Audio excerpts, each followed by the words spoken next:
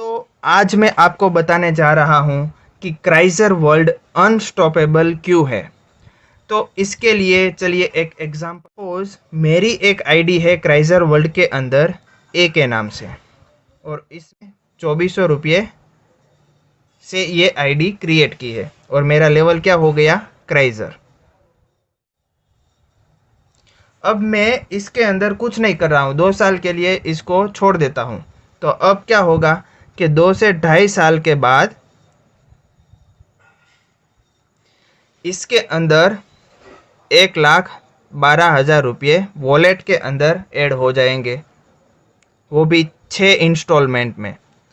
तो अब क्या होगा कि 1,12,000 रुपये ये जो ऐड हो गए हैं, तो इसको विड्रॉ करने के लिए मैं बाद में सोचूंगा।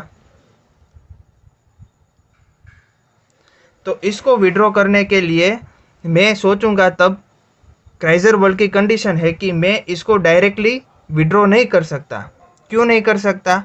क्योंकि ये क्राइजर वर्ल्ड की जो सिस्टम है, जिसने भी बनाई है, ये सिस्टम बहुत ही सोच समझ के बनाई गई है कि इस अमाउंट को मुझे जो विड्रॉ करना है, तो इसके लिए मुझे और 3 आईडी को क्रिएट करना पड़ेगा, और मेरा जो एग्जिस्टिंग लेवल है क्राइजर का, उसको मुझे अपग्रेड करके सफायर में जाना पड़ेगा। तो अब मैं क्या करूंगा, इस अमाउंट को विड्रॉ करने के लिए मेरे पास एक ही ऑप्शन है कि मैं इसके नीचे और 3 आईडी ऐड करूंगा, और इसके लेवल ए के लेवल को मैं अपग्रेड करके सफायर करूंगा। तो चलिए मैं कर देता हूं कि इसके नीचे मैं और 3 आईडी ऐड कर देता हूं, जिसका नाम है बी, सी और डी। और ये सभी आईडी मैंने 2400 रुपये से क्रिएट की है, और सभी का लेवल क्राइजर हो गया।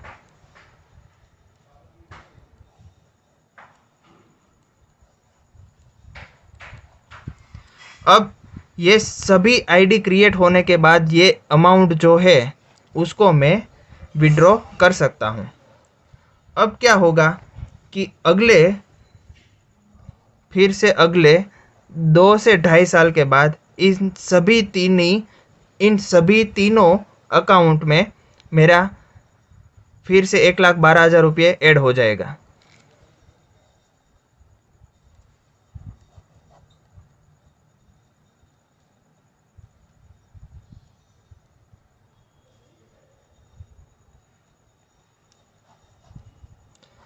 अब अगले 2 से 2.5 साल के अंदर फिर से इस तीनों आईडी में 1,12,000 रुपये ऐड हो जाएंगे।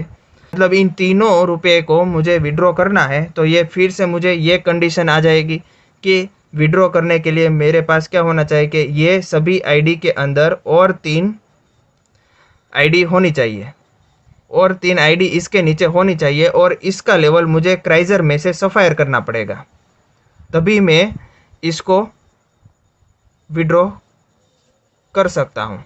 तो अब मैं क्या करूँगा कि इसको विड्रॉ करने के लिए इसके नीचे मैं और 3 आईडी ऐड करूँगा। यहाँ पे भी मैं और 3 आईडी ऐड कर दूंगा।